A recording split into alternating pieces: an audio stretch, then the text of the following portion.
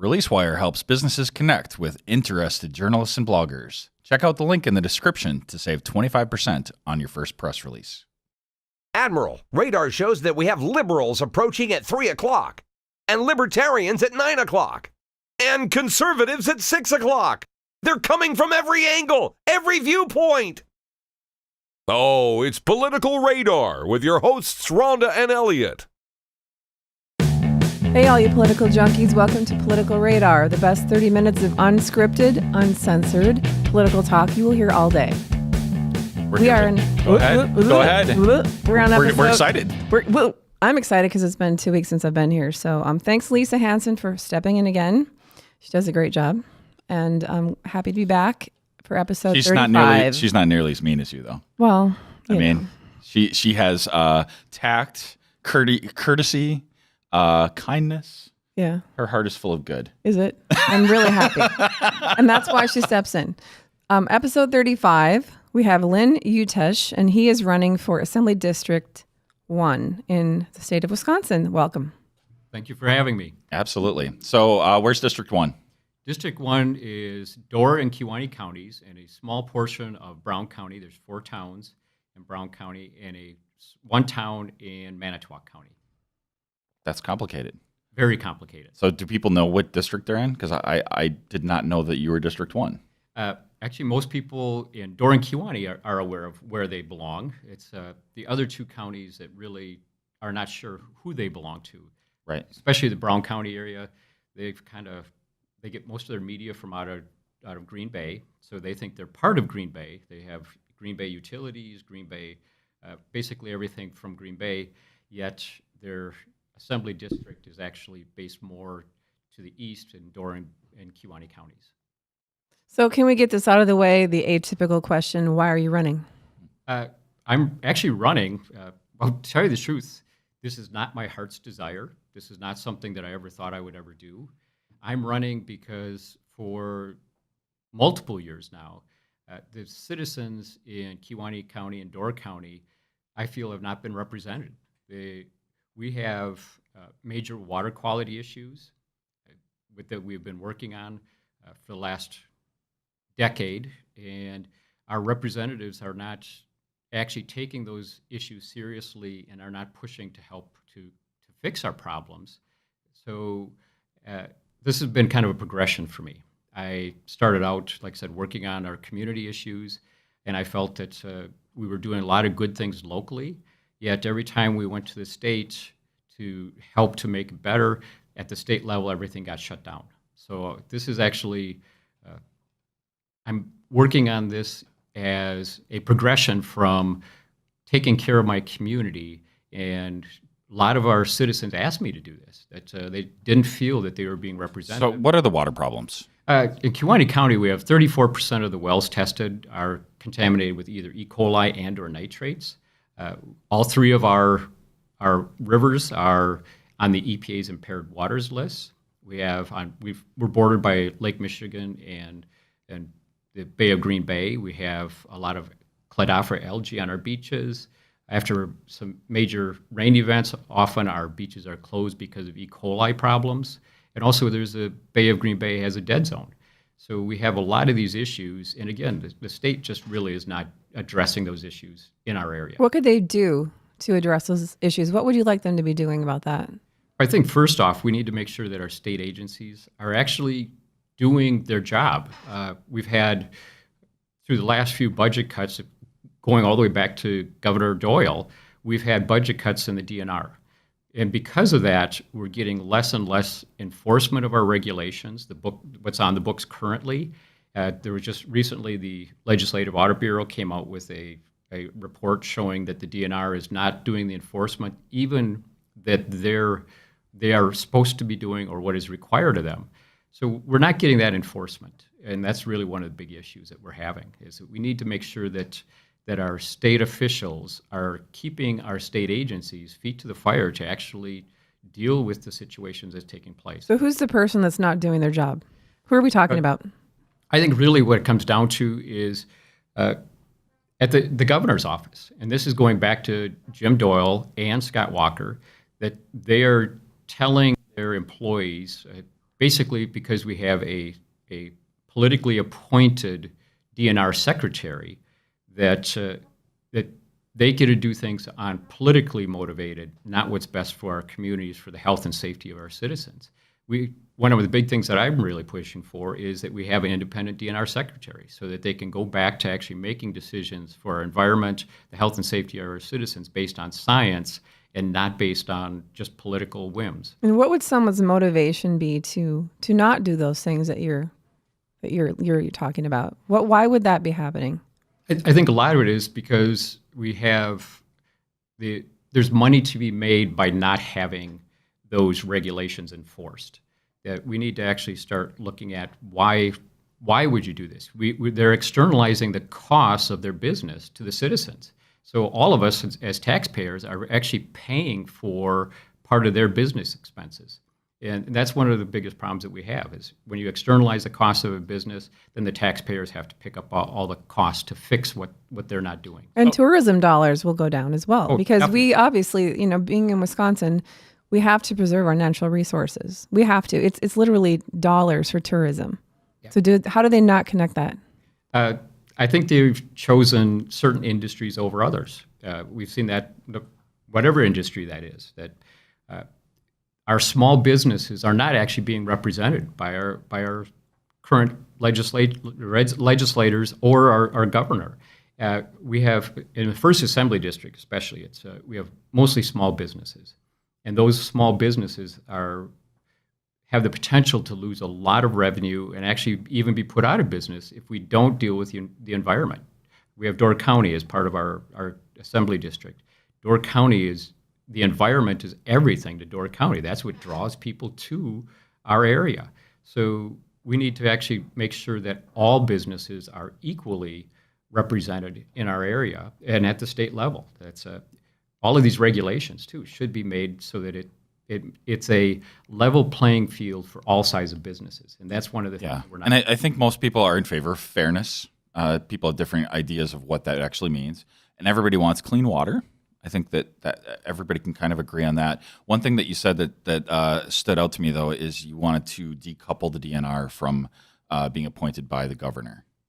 Yes. And how do you actually foresee that improving things? I see like removing layers of accountability, not adding them. So I'm curious as to how you would have oversight over that. Well, I think the big thing is that for one thing, for most of the existence of our DNR, we had an independent DNR secretary, and that still has to be approved by the legislature. But I guess what we really need to do is the accountability isn't there because the DNR secretary is not an elected position. It is a political appointee. So you would like to see it be elected? That might be an option, or else go back to the old system, which worked phenomenally for the state of Wisconsin since it was started back when Aldo Leopold proposed it. So what it was the Natural Resources Board actually appointed that or chose that person, and then it was approved by the legislature. And by doing that, that's a citizen board that was made up of citizens from all over the state of Wisconsin, and those are political appointees as well. The governor appoints those people to the board, so there is some political accountability, and there is accountability to the people. But at the same time, it's separating it out from the actual political process so that you can have some independence there to actually make decisions for the people. Does this person have any history with the governor? Our current secretary, Cathy Stepp, yes, does. Okay, what's the history? She was actually, I think the real interesting history is that she was a real estate developer. So she has no background in natural resources. And when she was in the legislature, she actually was one of the biggest opponents of the DNR and actually taking care of our natural resources. So there's a conflict of interest right there. There's, in most citizens' opinion, yes. Well, there's always a conflict of interest. That's you literally like showed up and you voted against something, and now you're representing that position. I think that's a huge conflict. Yeah, maybe. Yeah. But I think that's why back when Governor Doyle was in office, the sportsmen's groups from all over the state of Wisconsin, conservation groups, there was a push to have the DNR secretary become independent again. It had passed both the Assembly and the Senate, and it was vetoed by Governor Doyle. So there was actually support for this here not too long ago. And I think that was all groups and all stakeholders felt that it was appropriate to have that done. And that was for the environment. Instead of having a lobbyist, Yes. let's have a real person, is what you're saying. Yeah, I think, like I said, we need to have representation that is science-based, not just a political-based as to how things are taking place especially for our natural resources. So where does your opponent stand on this? Like, where is his vision with the DNR? I guess the best... Because he lives, obviously, he lives up there and understands the commerce piece of it. So where is he on this? I think the best way to look at it is his voting record. The Sierra Club's, for this last session, his voting record was he voted 13% of the time for environmental issues. The League of Conservation Voters gave him a 33% voting record. So I think his record actually speaks for itself, that he really is not here to protect the environment. Does he say why? Not really.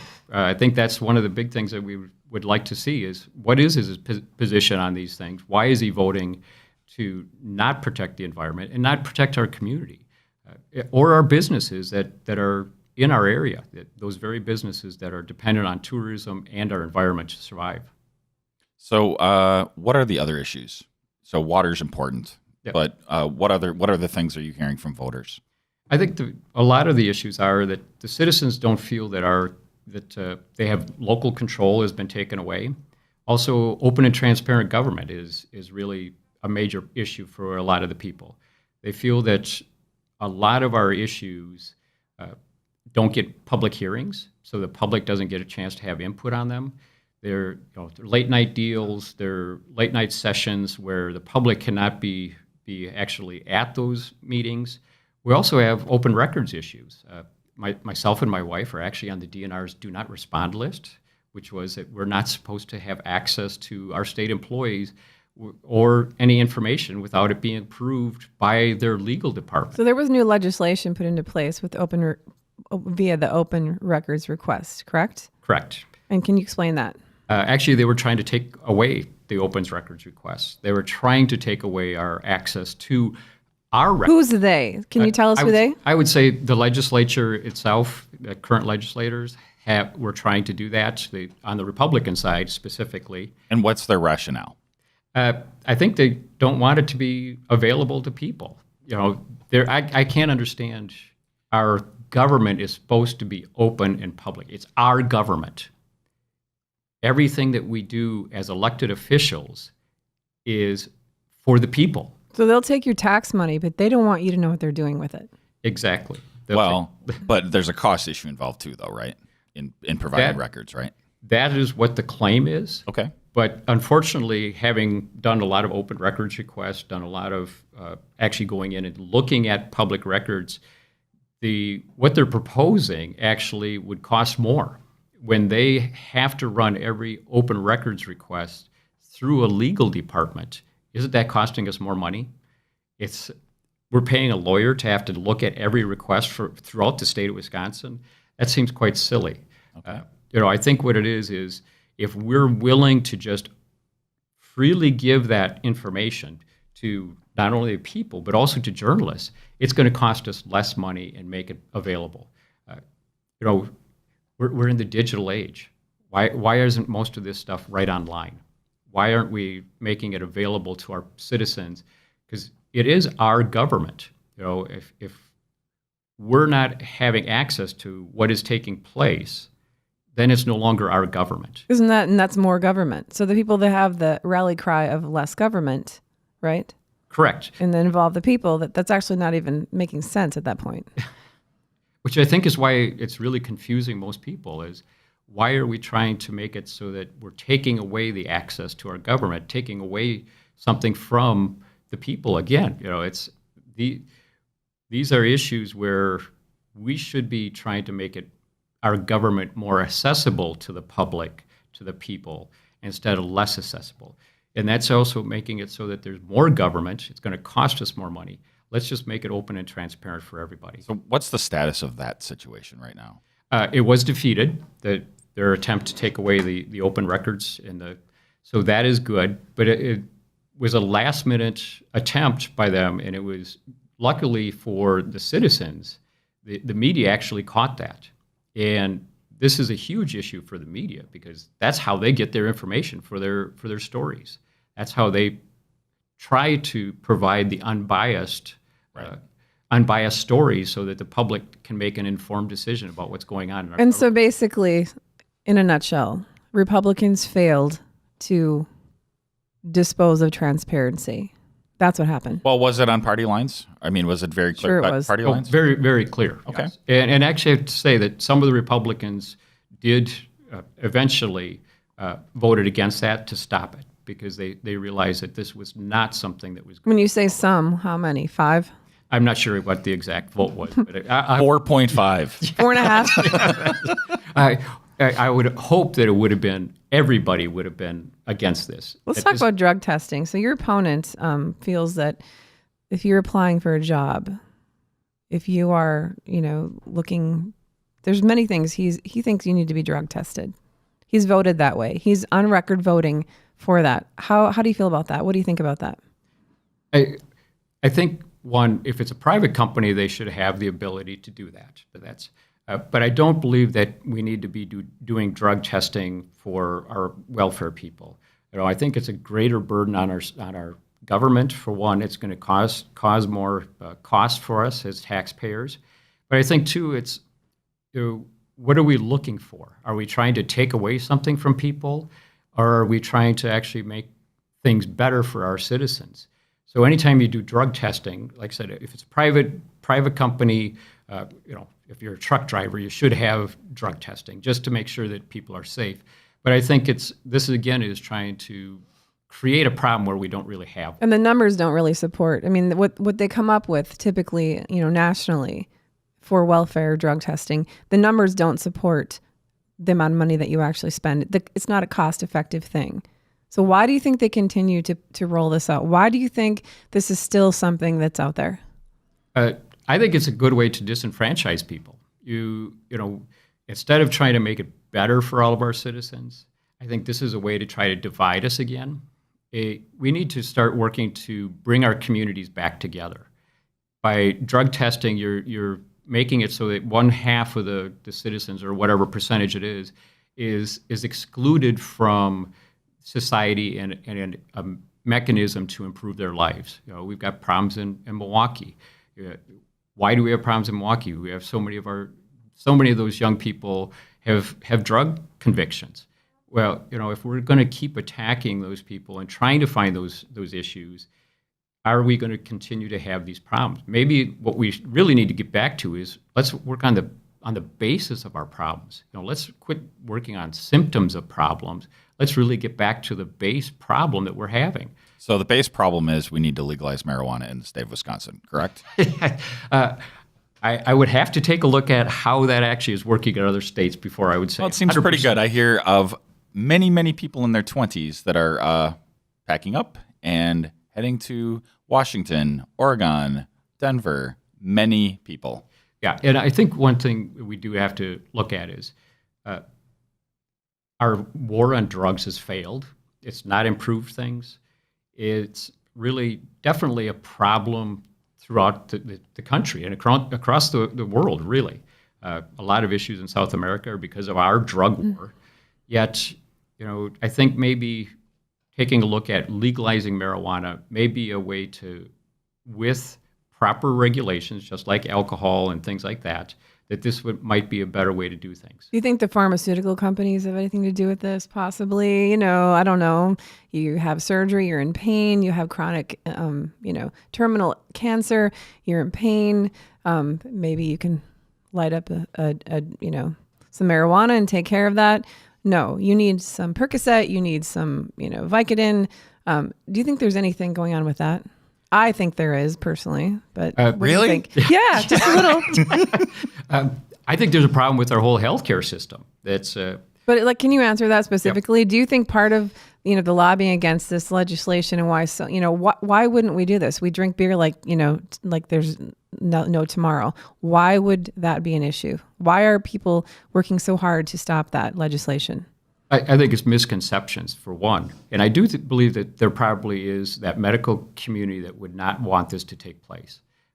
There's not a whole lot of money to be made from your pharmaceuticals if you could take care of some of your issues with either medical marijuana or actually having legalized marijuana.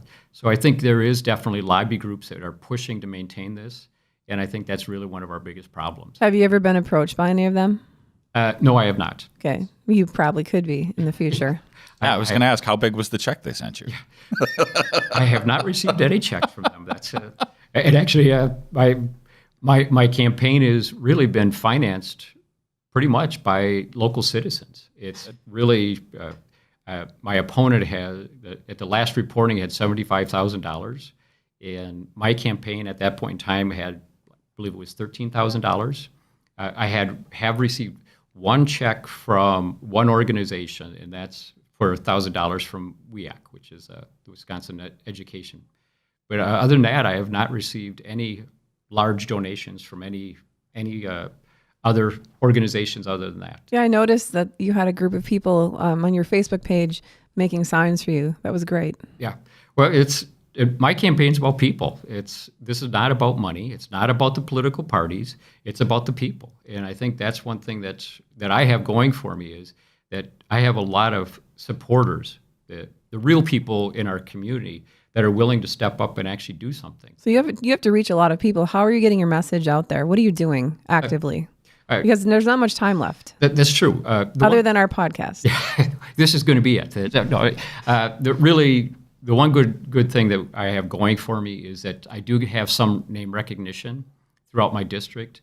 Working on our water quality issues, they have been in the newspaper repeatedly for the last several years. I also lived on Washington Island, so I have ties to the northern part of our district, lived there for 15 years. I was on the town board there. But I also now that I live in Kewaunee County, I have a lot of ties with the local people. So I think really it's going to be knocking on doors. I got a lot of volunteers that are knocking on doors, which is really good. It's getting the word out, word of mouth by people. I'm going to a lot of events. I love the local gatherings, the local festivals, things like that, especially the ones that have a lot of our local citizens at. And to me, it's a matter of just actually talking with the people. I think that's what's really going to come down to. Have you actually had any sort of forum or debate with your opponent? We have one. Well, we have two scheduled now. On October 5th, there's a Realty Association forum in Sturgeon Bay. And then on October 12th, the League of Women Voters will actually have a forum at Southern Door High School. They put on a really great forum, by the way. They do. That's a great organization that really is promoting all of our interests in an unbiased way. They do a lot for democracy. I would agree. So I have one last thing, and then I'd like to turn it over to you to finish up with anything that you feel would be good to share.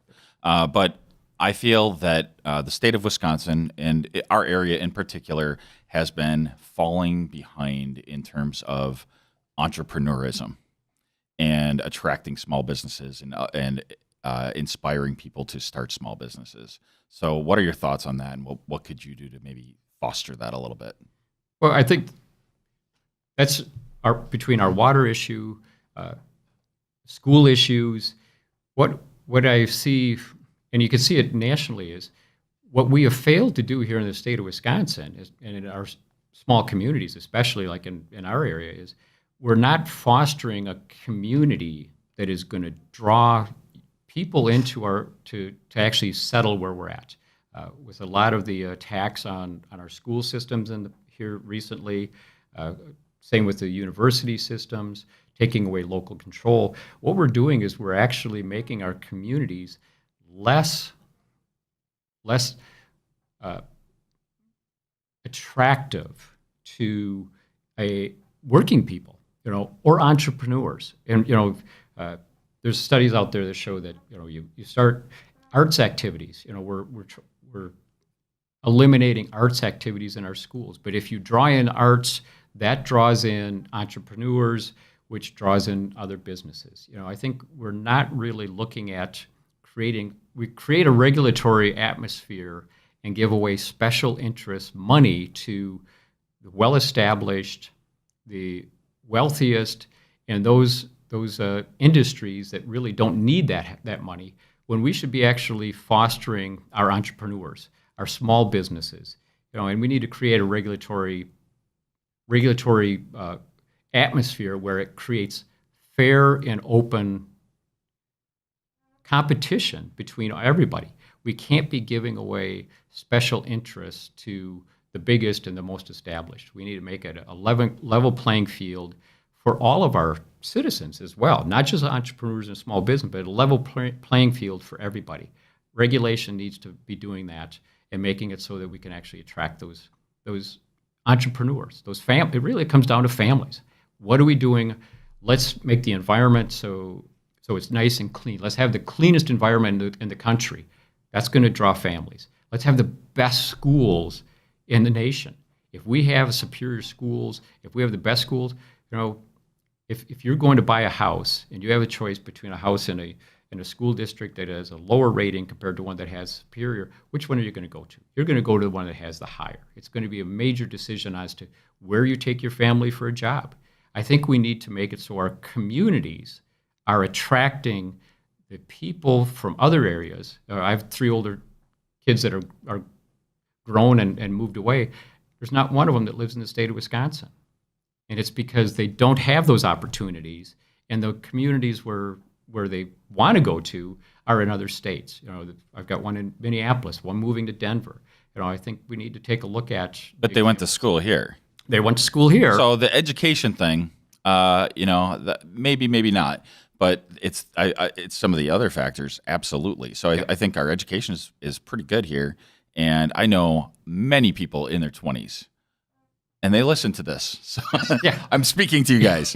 And, they've left for Denver. They've left for Portland. They've left for Seattle. Yeah. But they went to school here. Yeah. So as a state, we're investing in education, and then they're leaving. So I want to get them back. Well, and I think that's where it comes down to is, okay, so now why are they going to Portland? Why are they going to Minneapolis? Why are they going to these other states, these other cities?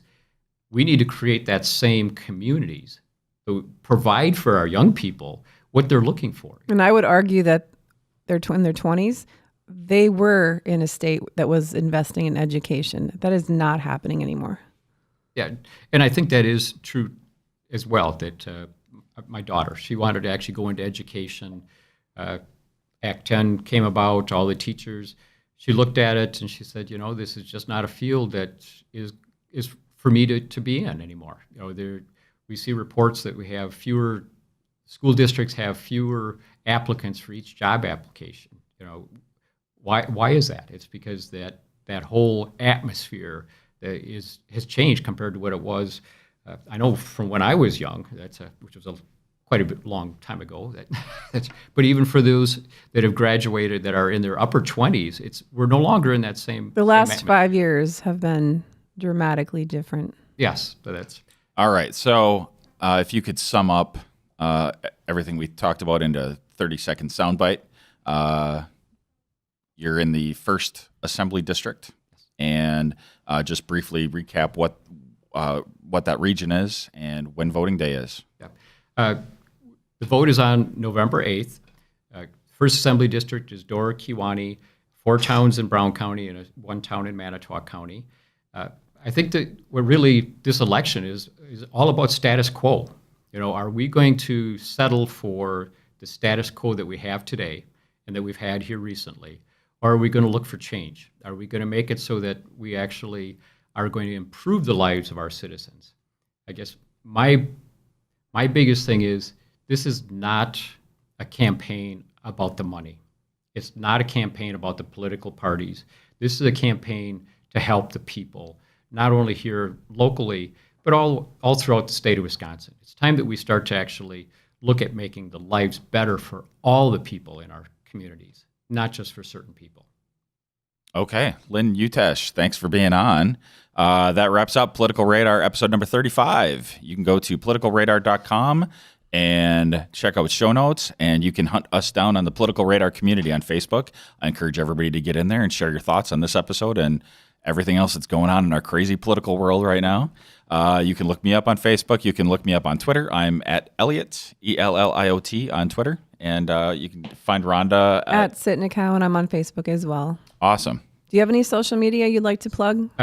Lynn Utesch for Assembly on Facebook and also a website. So go to my Facebook page. It's constantly being updated. It's wonderful. Great. Excellent. Okay, thank you. Thanks, Lynn. Thanks a lot. Thanks for listening to Political Radar. To ensure that you never miss an episode, subscribe on iTunes or your favorite podcast app. To stay up to date, visit politicalradar.com or connect with us on Facebook or Twitter.